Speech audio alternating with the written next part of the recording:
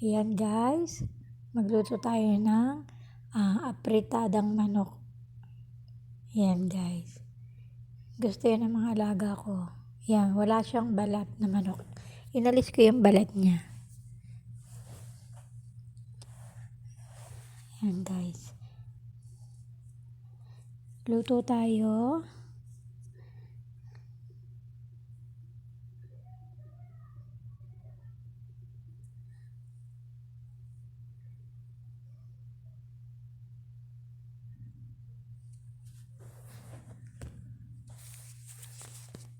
Yan, dyan guys, blender na kamatis, tsaka tomato paste, asin,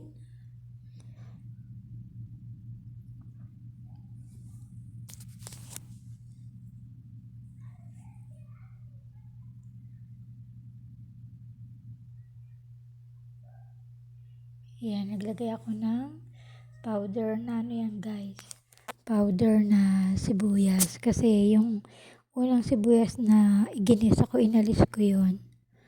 Kasi ayaw ng alaga ko ng may sibuyas. So, kinuha ko lang yung lasa ng sibuyas. Ang hirap ng mga bata dito, ang daming hindi kinakain.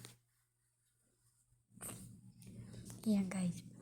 Matapos siyang kumulo, inilagay ko na yung mga powder mix, pampalasa.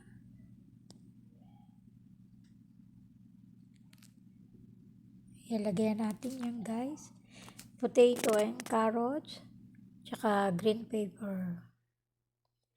Yung green pepper, sana yung amo ko sa green pepper. Yung iba, bell pepper.